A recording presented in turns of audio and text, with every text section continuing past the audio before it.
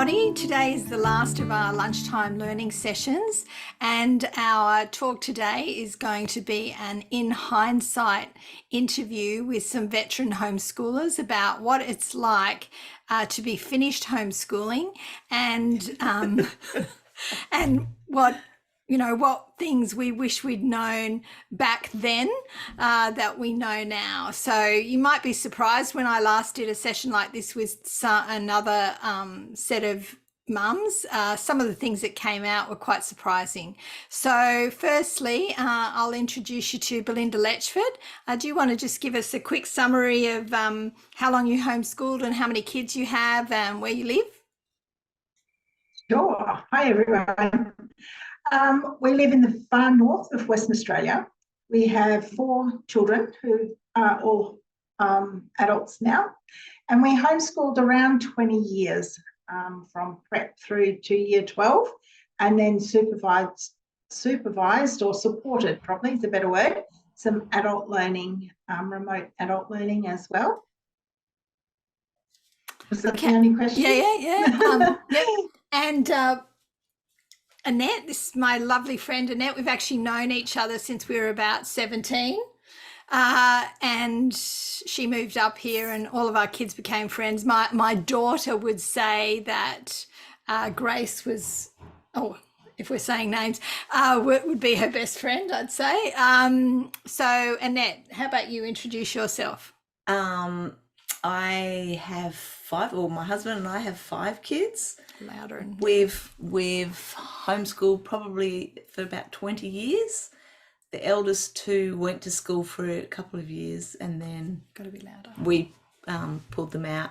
We were initially just going to homeschool them for a few years and then put them back in, but it was working so well for us, and we thought that the kids were, it was good for the family, good for the kids, so we just kept doing it. So, and then now I've got 2 grandchildren, so it's a whole new world. But they do grow up really quickly, although every day seems to feel like it's 1,000 years. The years do go quickly. Yeah. The days might take a long time, but the years fly. That's right. And did you say you had 5 kids? Yep. Yeah. And so I'm Michelle Morrow. I homeschooled for 18, 19 years, and I have 4 kids, 2 boys, 2 girls, and they're all graduated now too. And we're all on good terms, and 2 of them are married, but I don't have any grandchildren yet. So, okay. So the first thing we're going to talk about today, and I thought that we'll start with regrets, even though it's a funny place to start. We're going to start with, what do you think your biggest regret is with homeschooling? Because, we can look back and we can, with the gift of hindsight. Do you have any regrets, Belinda?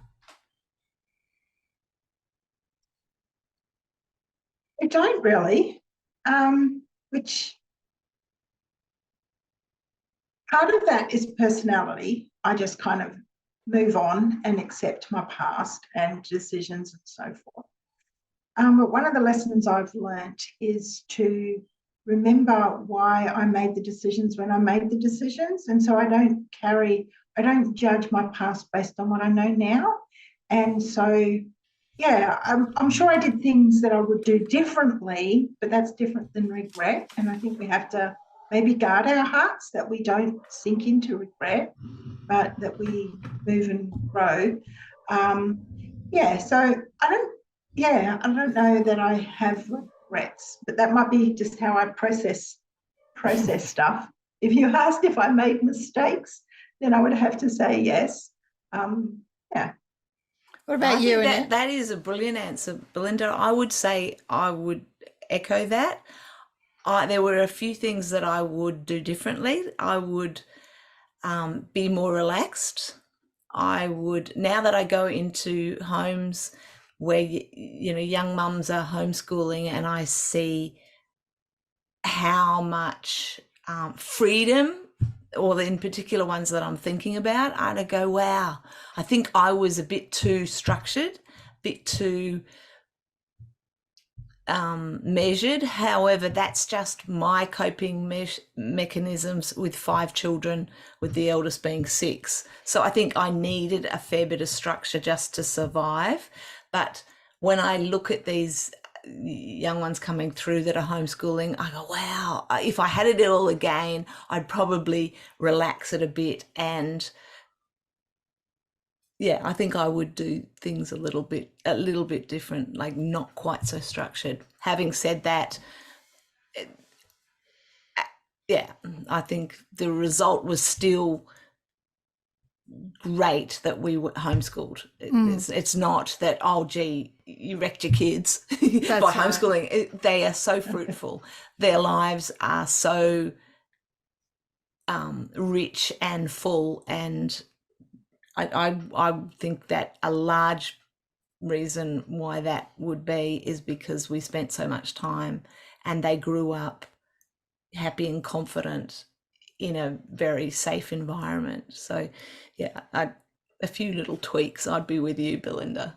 Yeah, I'd say the same too. I have no regrets that we homeschooled. Never for a minute. I often think it was one of the best decisions I've ever made. Agree. But there's certainly things I would have changed, and there's things I look back at that my kids kind of tease me for things that I've done, and I think, oh no, that was a bit dodgy or whatever. But as a whole, I don't have any regrets, and I don't actually think I've met, out of all the people we know, I don't actually think I've met anyone that regrets it, and even my kids don't regret it. Do your kids regret it? No, they love it.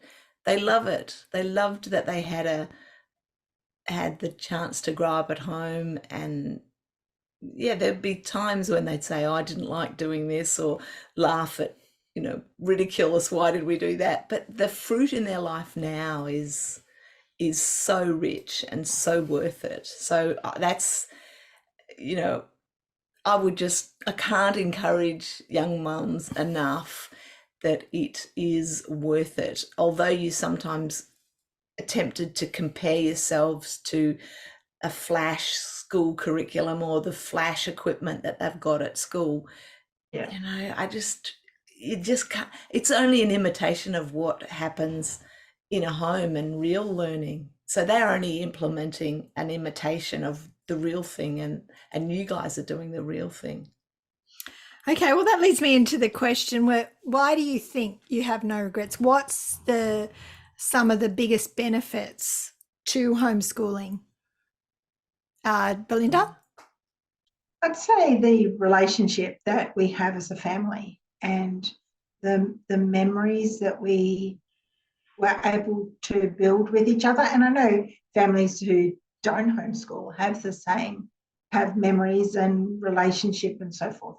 But for me, that was the thing that really, I don't know, I have, when I look back, I have these really key memories, and they're all about relationships. Like, I remember looking out the window, and my oldest was 6 and maybe 7, and my youngest was in a nappy, just kind of walking around. So there's 6 years between them.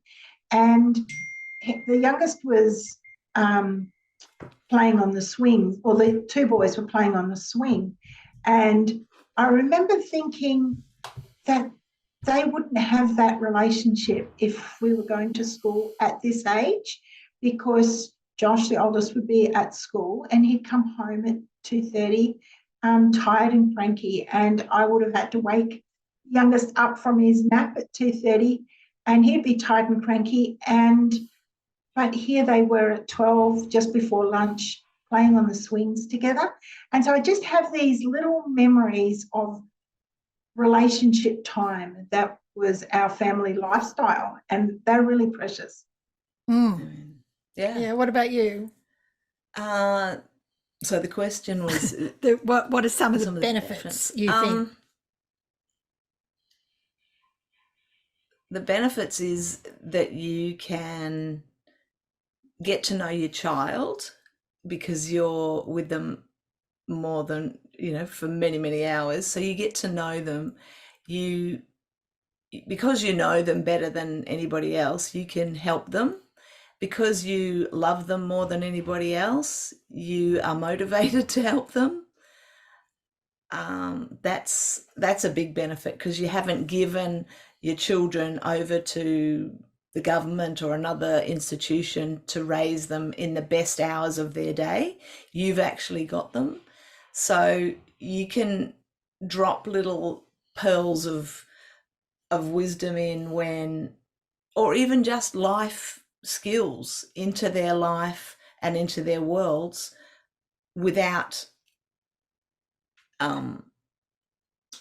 it's a continual thing. It's a continual drip feed. It's not, okay, you need to have them, but you pick them up and you get them home at 3:30 and you got to get them into bed by 4, or Jaylene's got to go. Yeah, I agree. And I think another one, I agree with both of those. Another benefit that I'll say, just from, you and I, is that there is an ability to control friendships. I mean, that might sound horrible to some people, but you are able to attend a lot of events with your kids in the homeschool community, and you can set your kids up with other families that you feel are going to complement your family and your family values. And so we did a lot of things together, and that's been a great benefit, because I know who my kids are socializing with. And so you don't they're not sort of gone off somewhere and you have no idea what's happening to them for 6 or 7 hours a day, and then they come home with all this sort of junk. You're sort of there all the time, so that if there was some junk added to the day, you can usually pinpoint it and you can work out how to deal with it. There's so many benefits, but that's just 3. Okay, what would you say, Belinda, would have been the biggest challenge you had when homeschooling? Two come to mind, and I can't actually decide which one was the biggest. One was my husband worked away from home for extended periods of time on an irregular, like it wasn't a roster, it was just irregular as work happened. But he was away a lot of the time for primary school and most of high school, my kids. So that was a challenge, and that shaped our family a lot. The other challenge was having some learning difficulties, and with your kids? With my kids, and having my ideals challenged, because I had these ideals of how I wanted to homeschool, and it didn't really work with what my kids needed. I mean, I found other ideals that did work, but that was a challenge, just to kind of break away from those stereotypes, ideas. Yeah. And to really take hold of that opportunity that we have to create that individualized education and make it work for the child and make it work for the family. So those two were big challenges that shaped our homeschooling. What about you, Annette? What would you say Challenges? Biggest challenge?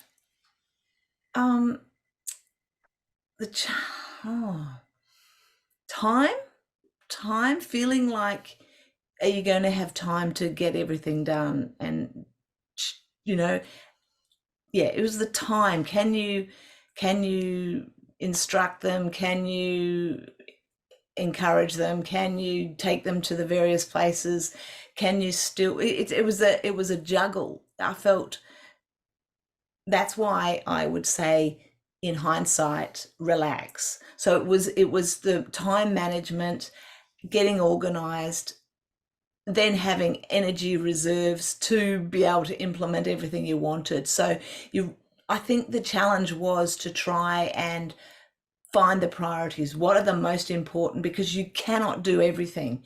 So the challenge was, what am I going to do, and how do I find the priorities? How do I prioritize it for different children? Because you've got, I had 5, but every family's got a different situation. So how do you find the most important things and do that? Because you just can't do everything. Can't have a clean house. That's right. and everything done. You've got to pick and choose and pick your battles. Yes. I would say probably my day-to-day biggest challenge was just exhaustion. I was just exhausted most of the time, and because of that I wanted to cut corners all the time, and so it was hard for me to, and I think it was just that expectation that I should be able to do everything. And you look at a blog or something and they seem to be doing everything, so you think, well, it's just me, I'm just super lazy or something like that. So I think for me, on a general note, it would be that, but it was also on a really sort of micromanaging level. It was coordinating everybody learning at the same time. And so just making sure that, I was meeting the needs of my high schooler and I was meeting the needs of my other daughter that was 5 years younger. And I found that an emotional worry. I mean, I think I was getting through it, and, they've all worked out just fine. But at the time, you're feeling, I'm not necessarily meeting their needs as well as I could. If they were at school, because I have quite a bright older son, I was always worried that I wasn't managing his academic needs well enough. But as it turned out, he's a doctor now, so let's don't worry. Yeah. I think we've talked about this one. How did you set boundaries, or how do you wish you'd done it to make sure that you did make your day manageable? I mean, I've just said I was exhausted all the time, but I did have some strategies that I worked with. Like, we had an afternoon rest for many, many years. And I also worked out that I couldn't go out, every day. I had to stay home, at least 3 days a week. I had to be home for the whole day. What other strategies, Belinda, did you sort of set up? Because, I mean, you were home by yourself. You were kind of single parenting some of the time. Yeah.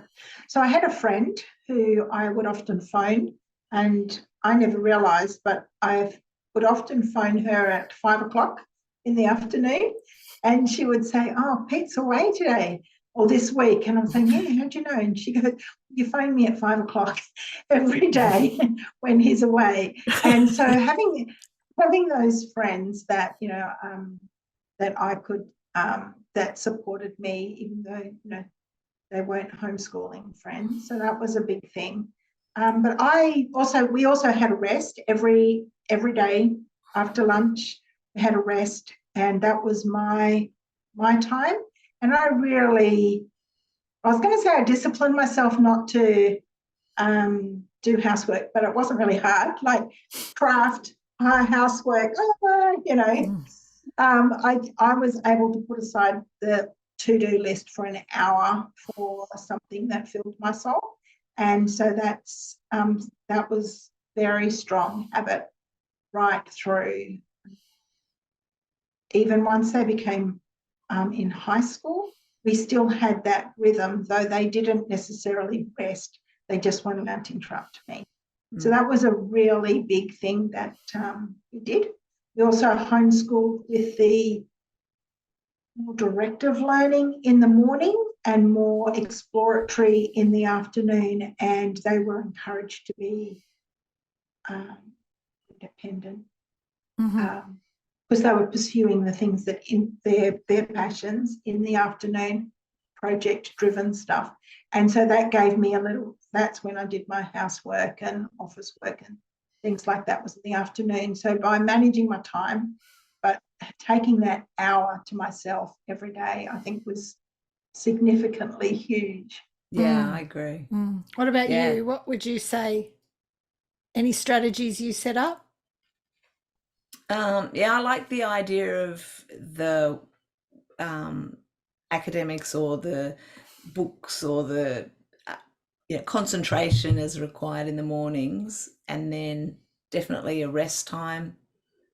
And as the kids got older, it wasn't sleep time, it was just quiet time by yourself, sitting on your bed. If the kids were sharing rooms at that stage, they were to take Lego or take drawing to their bed, and you were able to sit and just have a. And I found that when they came out of rest time, that it was a good.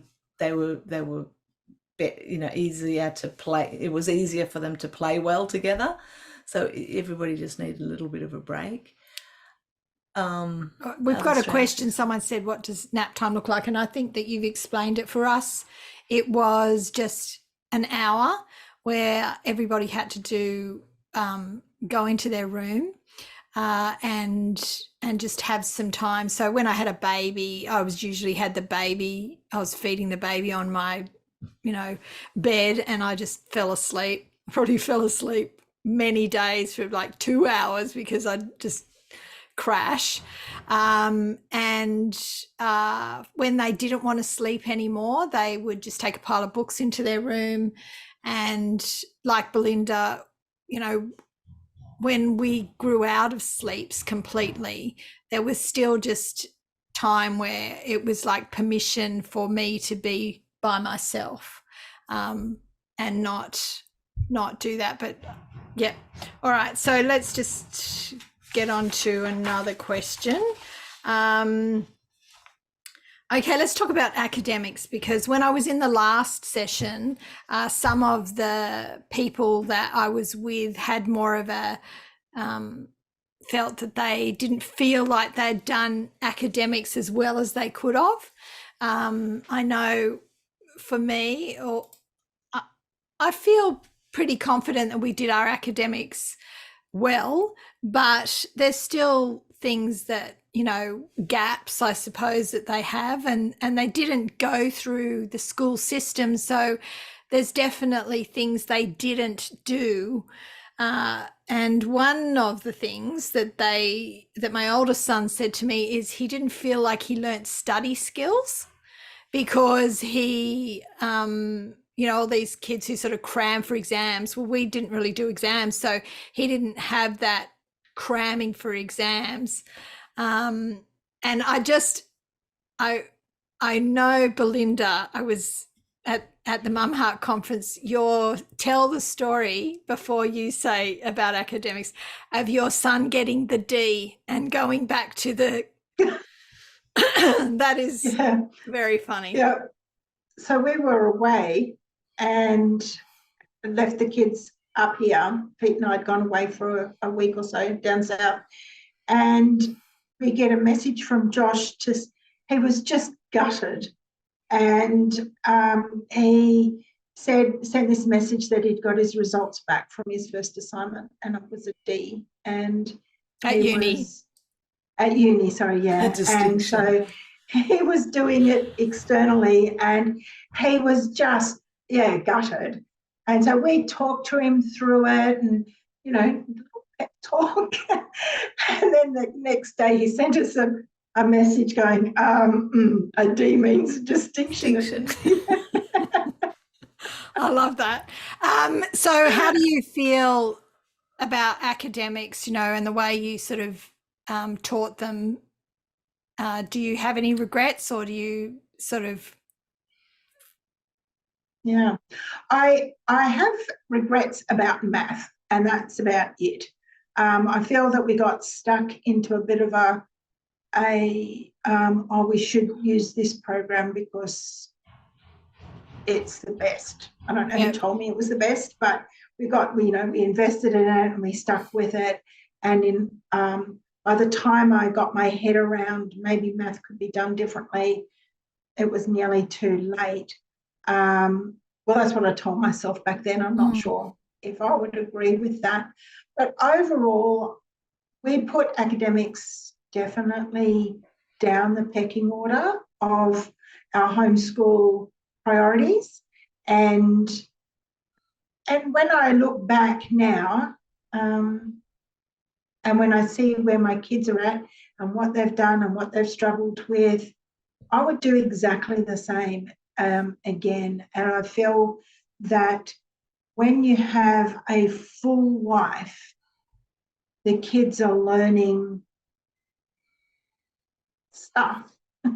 It's not curriculum stuff. It's not listed on the curriculum. It's not listed by the government, but they're developing comprehension and connecting dots. And I don't know all the education speak kind of words for those things, but they have this sense of maturity that they can then handle the information when they're older, when they are interested in it.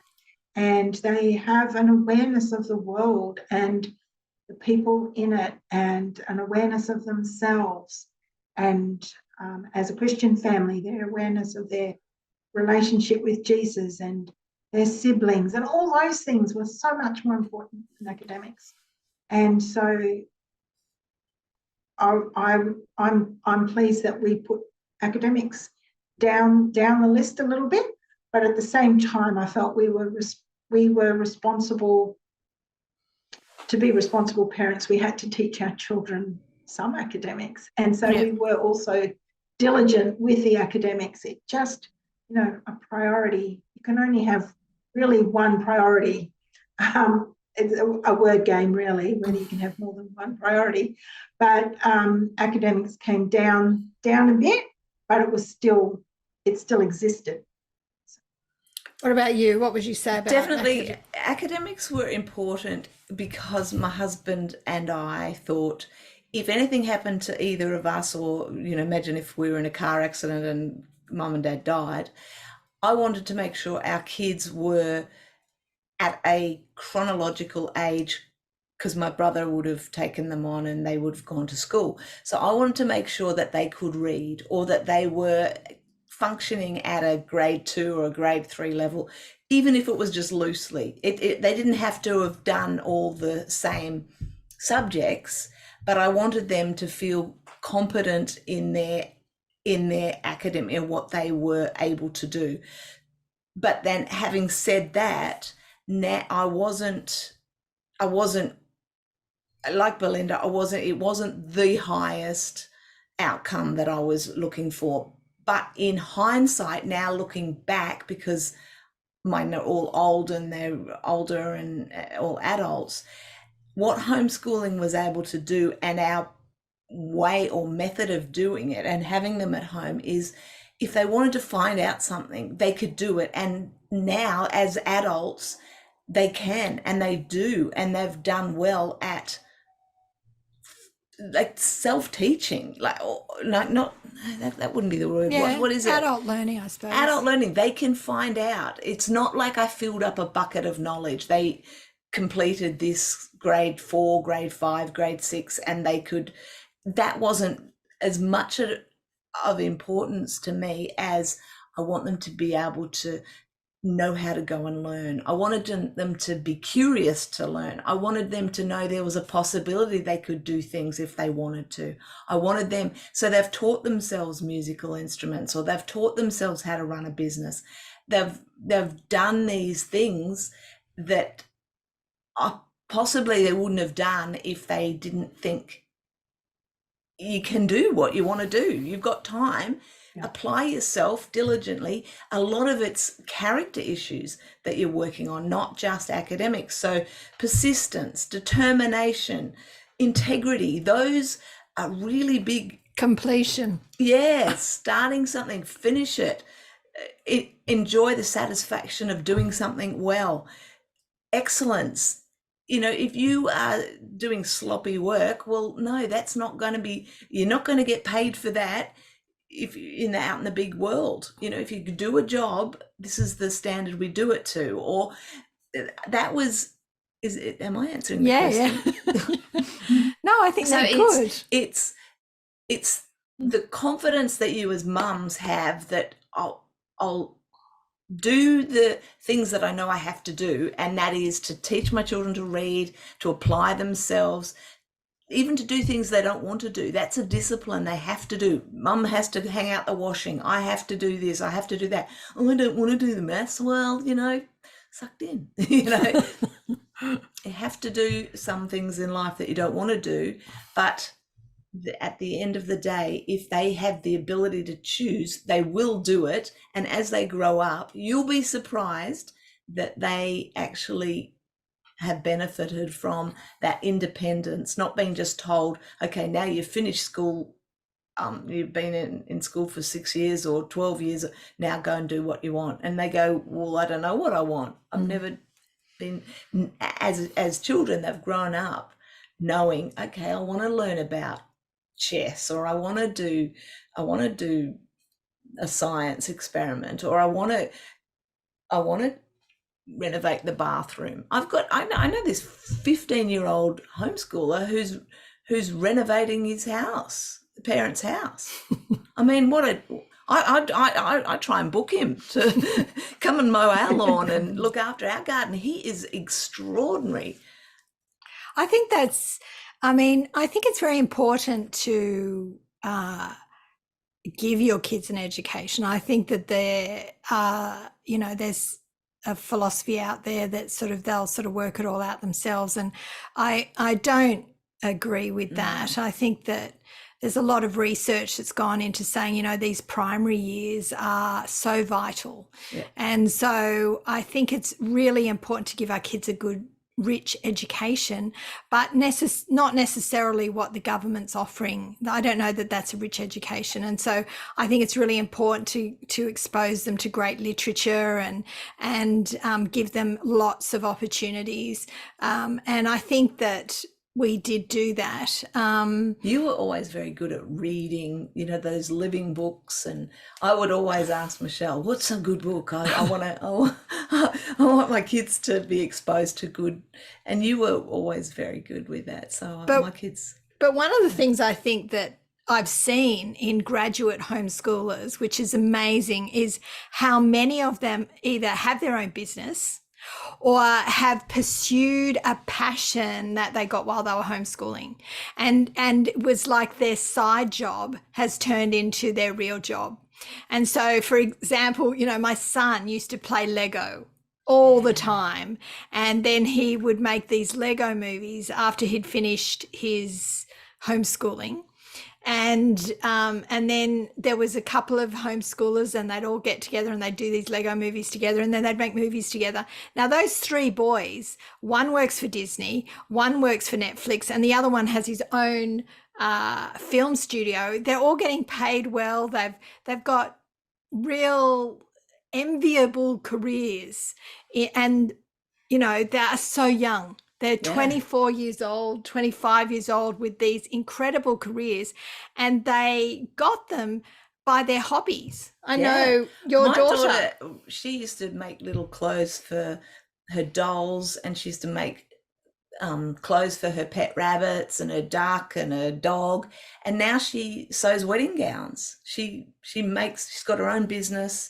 She creates these glorious gowns, and she does it. She's been able to save up and buy a house with the proceeds of her business, and that's why. And she's only 24, isn't she? Yeah, she's been doing it. She made formal gowns for girls that were older than her. Like, she was 14 and 15 and making their year 12 gowns. So it just gives them the confidence and the freedom to go and pursue their interests. But at the same stage, that's why I said, Belinda, I agree with you, getting the work done in the morning, the academic stuff that we all have to do. We have to learn. It gives us a foundation for life. And Michelle, you did really well with all the reading and literature. I used to think that was something that I would do a bit different, but and I would do it like you did it. But having said that, my kids can read, and they have learned so much from books and from pursuing their own interests. What about you, Belinda? What do you think? What about pursuing their post homeschool life, your kids?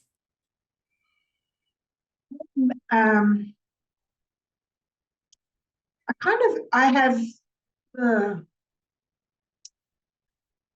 want to share maybe a slightly different emphasis than what you guys have, because it's easy and great to hear these big stories of how kids are succeeding in a big way. And as parents, we want, and society certainly puts this idea that our kids have, go big or go home type of thing, and you've got to have success. And I see my kids as successful, but they aren't working enviable jobs at all. Well, I think it helps when you live in the city. Yeah. Well, yeah, sure. But I think also my kids are all living in cities now, okay. which blows my mind. But coming from the bush, but just to kind of not to diminish your stories at all, but at all. But that sometimes the journey is hard to get to those jobs, and sometimes it's easy, and sometimes kids know what they want. Like our Josh knew he was going to uni right from when he was about 11, and Jess said, at 15, Jess said, uni can't teach me anything I want to know. And then Josh went to uni and he was heading to be a lawyer, and circumstances happened, and he goes, you know what, I actually don't want to do that. He's now a teacher in a state school, which is ironic. And then Jessica ended up going to uni, but only for 1 year. Our two youngest, who were more into the arty and had significant health and learning difficulties, we didn't think would ever go to uni, and they went to uni. So the stories are all chop and change and all over the place. And, Josh has fallen into a place where he just loves teaching, and he is of the caliber that people want him to be going into leadership, but he's saying, well, I actually like being in the classroom. And Daniel, on the other end of the family, is struggling to find work in his chosen profession, but they're still successful. That's because true. success comes from how you relate to God, how you relate to your family, how you carry yourself with character. And that includes your work.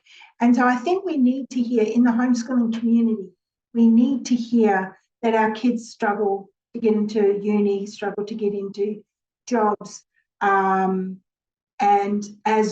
they have the character to handle those disappointments and struggles.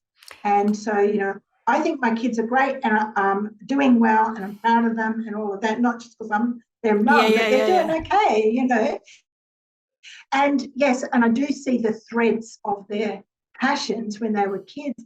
I do see those threads through their adult lives, which is very exciting. And it confirms that idea that we made room for their passions when they were in school or in homeschooling, and that does set the tone for when they get older. And so I would definitely do that again. That would be a definite repeat, encourage their passions and their hobbies, and give them everything you can to support those things. Yep. And I mean, there is, I suppose we tell those stories because the world often, those looking upon us are often judging us, thinking that you can't give your kids the opportunities to succeed in, for example, medicine. I mean, my son's a doctor. They often used to be told that he can't be a doctor because he's homeschooled.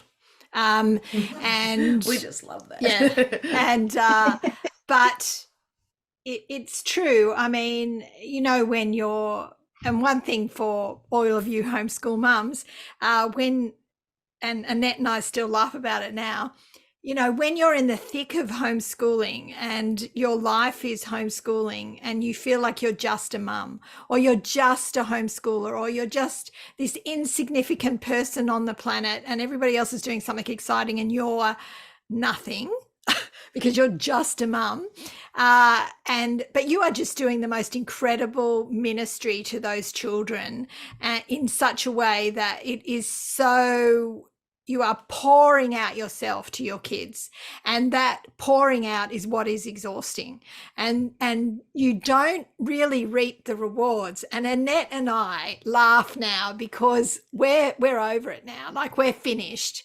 And you know, we would hang out a lot together when we were homeschooling and often laugh about like how pathetic we were with our, and hoping that things would work out with our kids. And now we both have great income jobs, and we're back out there sort of, you know, with careers, I suppose. And all of those years where we felt like we were nothing weren't wasted, because we poured them into our families. And even though we were poor and we didn't have all this money and we were, you know, having to cook for everything, we would never, you know, buy food at the shops because we'd Never always take cook. away. Yeah, all these things, they still, in this season, it feels like it's totally fruitless. But when you get out the other end, you think, wow, you know, what I did pour into their lives, even though nobody was thanking me at the time, even though nobody's thanking you for homeschooling your kids right now, and your kids aren't. Giving up an income. Yeah, and, giving up a career maybe. And struggling sometimes. I remember what it was like to be on one income, and it wasn't a big income back in the day, and my husband had a breakdown and then another breakdown and then some spinal injuries, and it was tough just to feed. And you know, I remember putting groceries back at Woolies and thinking, my money, I don't have that much money to buy all those foods. So we'll just, oh, well, I'll take the bananas and I'll have the apples, but we'll have to leave whatever else, you know. And I remember those days, but I wouldn't have it any other way. I would still continue to say my family and being with my children was more important than me going and getting work, just so that I could, I don't know. We made do with simple things. My kids would get excited when friends would give them hand-me-down clothes. It would be days to dress up, you know. And now they can choose whether they want to spend their money on labeled clothes or still go op shopping. They don't. It doesn't matter. Any comments, Belinda? No comments. Okay, let's just talk about, we've got 10 minutes left. If anyone wants to have any questions, particular questions answered, pop them in the chat now and I'll have a look and we'll talk about them. But otherwise, we'll sort of finish up with our last few questions. What about socialization? I mean, Belinda, you lived on in a more remote place than we did. We had plenty of opportunities when we sort of got together on a regular basis, and in Newcastle there's just so many homeschoolers that, you know, you could go out every day, so socialization was never an issue. But where you were, it was a little bit more isolated. Do you feel? Certainly was isolated in terms of the town, but two things I think was, one, we had a homeschool community that was significant for our kids, and I was pretty much the first one who started homeschooling at that time in our small town, and soon others started to say, you can do that. Oh, I want what you've got, you know, and would started homeschooling. And so that became quite a big group of about 10 families. And so that certainly became our kids' friend circle. But the thing that I think I noticed, once again, looking back, is being in a rural town, the kids' friends came and went. not so much in the homeschooling circle, but broader than that. People come for 4 to 5 years and then they go. And so all the time the kids are finding new friends, saying goodbye, as are Peter and I. And so that does take its toll, but it also teaches the kids to relate to people and to give to people. And I think that was probably the thing that we had was our mindset, especially around church and finding friends in that circle of society or our community, was that we gave to people. And as we gave to people, we made connections. And so I am really encouraged to see how my kids have transitioned into the city because they have those skills. And I think every family, every homeschool family is going to address this issue and will have this very experience happening where Josh had this man. He was quite forceful and really valued university, and he was challenging Josh about how he was going to be prepared for university. And he said, and he was just like everything that Josh believed, this guy had a different opinion, and they were having quite good conversation. And the guy goes, I'm just really concerned. And this was a stranger, mind you, this wasn't a person we knew. He said, I'm just really concerned for you that you'll go to university and you won't be able to talk to people who have different opinions than you. And Josh goes, oh, I'm so frustrated. My mum's brought me up to be polite, but I just want to say, well, here we are, And he was very frustrated because the guy just couldn't see it. And that's just typifies the whole conversation.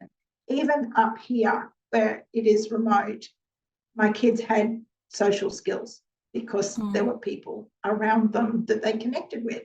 They might not have been always peers, and the kids found that hard, that they didn't always have peers. And that probably got harder into the high school years because the culture here is to send kids away to boarding school.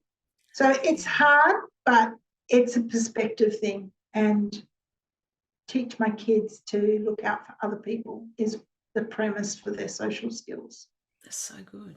Yeah, that's good. I mean, I think we were very proactive in making sure our kids did have a social life, and our kids were involved in extracurricular things. So they went to a choir and they went to a youth group, and at one stage, they were doing soccer, and we had art classes, and we did things to make sure that they have friendships. But yeah, there is definitely a fallacy out there that homeschoolers can't communicate with people. I don't know why, but even my shyest child had to move to Sydney and get a job there and work in an office, and I was thinking, I don't know how he's going to do it, and he's just fine, so but there's also the issue that there's always going to be kids, whether they go to school or homeschool, they're going to be a bit awkward socializing, and it's not the homeschooling that makes them awkward. It's whatever's going on there. It doesn't have to be homeschooling, because for every weird homeschooler you meet, there's probably a weird school kid that you could name as well. So it's not necessarily homeschooling that makes you weird, although my kids do think they're weird, but they enjoy it. Yeah, but you used to say that, like, get over it, because we are a bit weird. We are a bit weird. So you make a bit of a joke of it. Yeah, we're weird, we're homeschooled. But the kids, we would encourage them and say, we're going to the beach today, or we're going, and the kids would go, yeah, shame to have to go to school, imagine if you had to go to school. We're having hot chocolate, or we're making a cake, or we're going to the shops, or we're playing golf this afternoon. So All right. Well, there's no questions in the chat. So I think it's 12:56. So we'll finish up now. Is there any parting piece of advice, Belinda, that you'd like to share with, new homeschoolers that are just coming in on the journey to finish off? What would be your last piece of parting advice? I think to put your family first, not your education. And we've touched on that already, but to really think through what that means and to check all your homeschooling decisions against that idea. And if your family is suffering, then your homeschooling ultimately will suffer, because the strength of your homeschooling only rides on the coattails of the strength of your family. And so put relationship with your family and even above the individual child's passion. If that individual child's passion makes it hard and disharmony with the family unit for a season, then the family unit to me comes first. Just to keep the harmony in the family. What about you, Annette? What would be your parting advice to new Mums. homeschoolers? I would say there's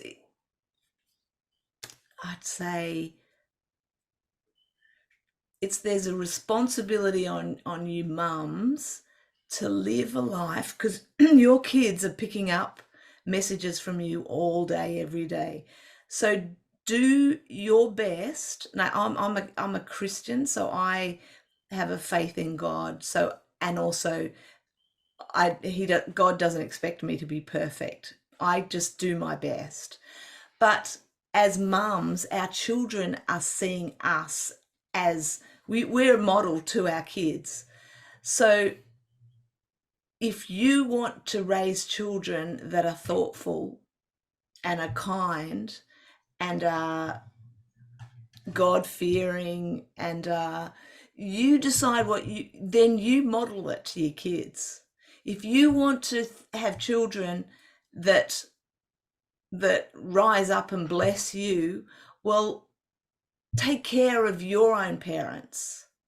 Like, model what you're wanting, because children, I mean, my little granddaughter came the other day and she went back home and she said to her mum, you're a champion. And my husband just laughed at that, because he said that's what he tells her. And so as mums, we have to remember that we've got little ones around who we are their chief instructor. So you decide what you want to instruct them, and children are going to learn by what you teach them, and they're going to learn by what you just do. So they catch a lot of things just by living with you. So that's where it's a heavy weight and it's a heavy responsibility to be the best version of you so that you can influence your children. That doesn't mean you have to be perfect, because I'm not perfect, but I would strive to be the best version of me that I could, because I knew that 5 little sets of eyes were watching me. So that is my relationship with my husband. Do I speak well of my husband? Do I run him down in front of their eye? Do I argue? I try to live a way that I'm going to duplicate in my children, because it is so scary how quickly they pick up. And so try as best as you can to be the best version of you, and then you'll be amazed what they pick up and what they learn from you, and you'll be horrified at the bad things they pick up. You go, oh my goodness, that was not meant to be. So then you just try and unscramble eggs, but do the best you can to live out of truth for yourself, out of, if you're a believer, truth out of the Bible, and then the children will model and pick up from you, because it is a huge responsibility being a mum. Yeah, Well, I suppose my closing thoughts are going to be a bit of a funny story. Absolutely 100% agree with Belinda and Annette. And the other thing I would say is that you're always going to feel a little bit scared when you're homeschooling because it's not traditional, and there's always going to be this certain anxiety that you're doing everything different to everybody else, and will it work out? And so Annette and I talk about this story often.